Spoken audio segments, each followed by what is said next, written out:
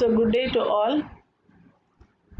Today we are going to discuss about accelerations in mechanism part 2, where we are going to solve problems and find out the acceleration in slider crank mechanisms and in 4-bar chain.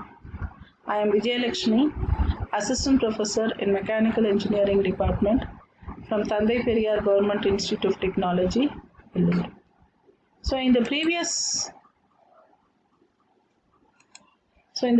class we discussed about how to find out the acceleration in a slider crank mechanism. So in today's class we'll further see with the numerical data. So the crank of a slider crank mechanism, it rotates clockwise at a constant speed of 300 rpm. So using this data you can find out the angular velocity omega, which is 2 pi n by 60. The crank is 150 mm and the connecting rod is 600 mm long. So these data are used to draw the space diagram of the slider crank mechanism.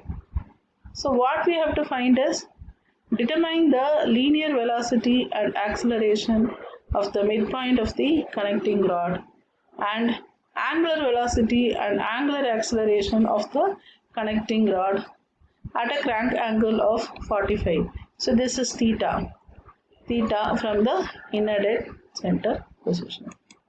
So for the solution, the speed is given.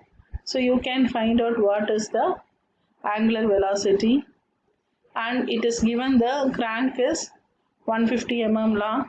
So first you will be drawing the line of stroke, fix the point O and mark OB, which is the crank whose length is given as 150 mm, that is 0.15 meter.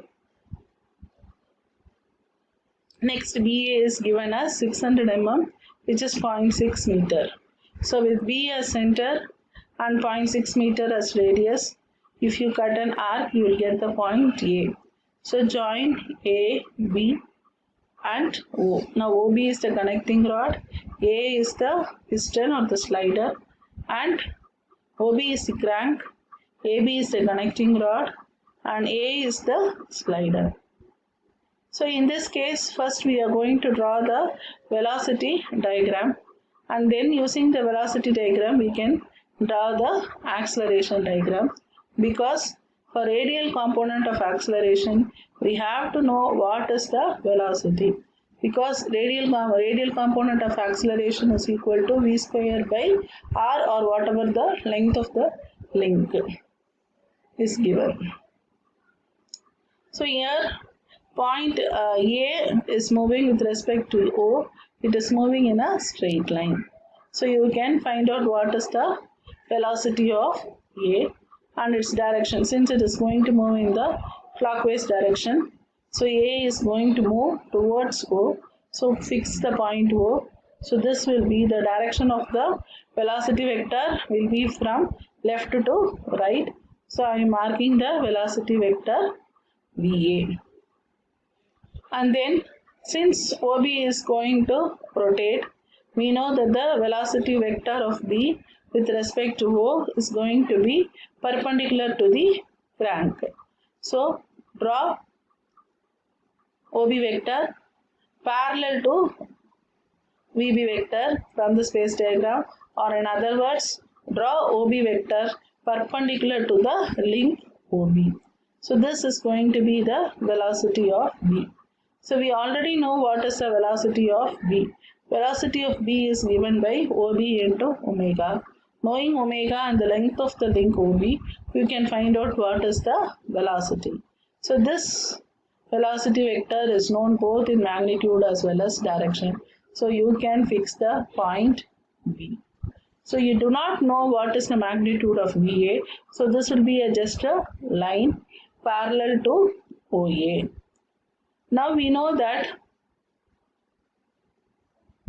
velocity of A with respect to B is, because this point is going to rotate with respect to B, So you know that the velocity vector is going to be perpendicular to VA. Since we are finding VA with respect to B, it will be directed towards in the downward direction. Okay, or it will be directed towards A. So what you can do is draw a vector perpendicular to AB through the point B.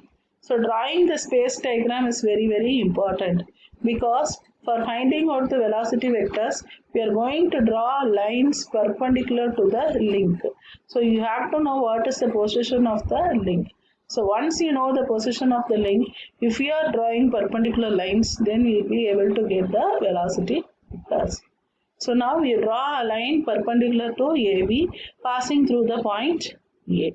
So already you know a line OA is going to be along this direction. So if these two lines intersect, they will intersect at a point A. So that point, if you measure, that fixes the point A. So velocity of AB, so it will be directed towards A. So this, if you measure BA, so that will give the velocity of A with respect to B.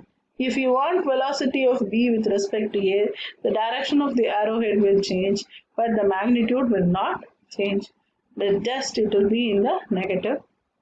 If this is positive, then that will be negative, or the direction will be changing. So to find out for any intermediate points D, so point D is the midpoint. So since it is a midpoint, in the velocity also you have to fix the midpoint. So if you join this point with O, since O is the stationary point, that will give the velocity of D. Now coming to the acceleration diagram, as discussed earlier, you know that A point is just going to have a acceleration. It is going to take place in the direction of the velocity. So this is acceleration. If you draw a straight line, so that along this line the position of A dash will be. We do not know the magnitude, so first we'll just draw a line parallel to OA through O dash. Next, regarding OB is going to rotate, so it has both tangential as well as radial component. But since it is rotating with a constant angular velocity, the tangential component do not exist, and only we have the radial component. So this radial component will be directed towards the center of rotation. Here O is the center of rotation. Therefore, the velocity acceleration vector will be from B to O.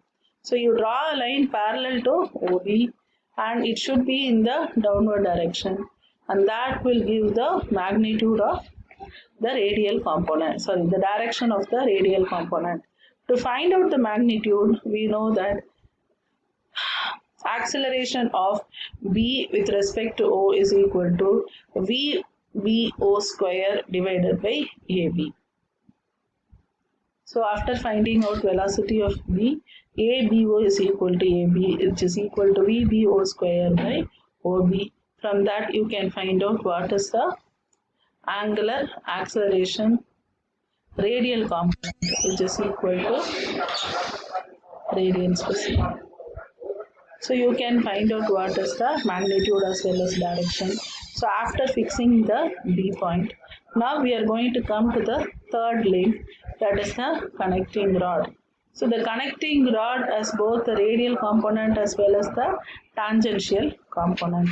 So we do not know what is the magnitude of the tangential component, but we can find out what is the magnitude of the radial component. So if you measure BA, we will be getting the velocity of A with respect to B. So VAB square divided by AB will give the angular acceleration AB radial component.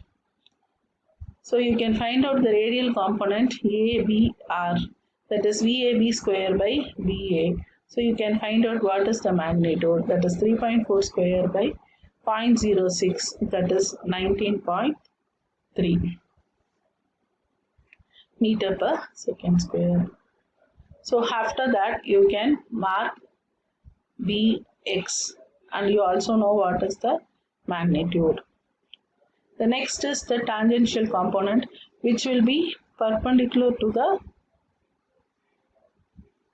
so it is from A point with respect to B, so it will be directed towards B, so it is in this direction. And then you draw a perpendicular line, and this line will meet the horizontal line at a point. That point is fixed as A dash. Now if you join B dash, A dash, if the arrowhead is directed towards A, then you can find out what is the acceleration of A with respect to B. Acceleration of A with respect to, and everything will be reversed in the direction when we are finding the acceleration of B with respect to A. So now we have found out what is the acceleration diagram. So for finding out for any midpoint D, so now you fix the point D at the midpoint of AB, because AB stands for the connecting rod. So you fix the midpoint as D dash. Now if you join D dash with O dash, that will give the acceleration of the midpoint. So you know that the angular velocity of the connecting rod AB. How to find omega B is equal to VAB by BA. So from that you can find out what is omega AB. So to find out the tangential angular acceleration of the connecting rod, from the acceleration diagram, we will find what is the tangential component of acceleration. So it is seen to be 103 meter per second square. We know that tangential component of acceleration is equal to r into alpha, where r is the length of the link. Here it is AB into alpha. So from that you can find out what is alpha AB, which is tangential AB divided by BA. Substituting the values, you can find out what is the angular acceleration of alpha.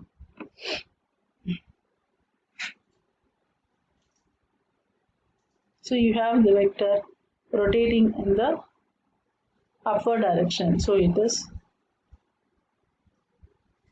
anti-clockwise.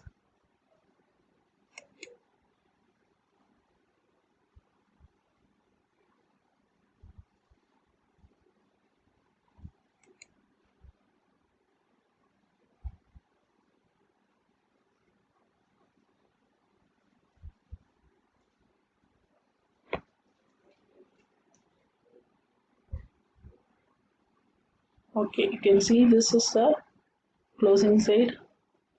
So this is, so with respect to B, it is clockwise. With respect to O, it is anti-clockwise. Okay, so with respect to B, angular acceleration of A with respect to B is in the clockwise direction. So in a nutshell, we are drawing the velocity diagram and we are drawing the acceleration diagram. So if the quantities are known both in magnitude and direction, we can mark it as it is. Otherwise, only if the direction is known, we will draw a line along the direction. An intersection of two such lines will give the point that we have to know. So thank you.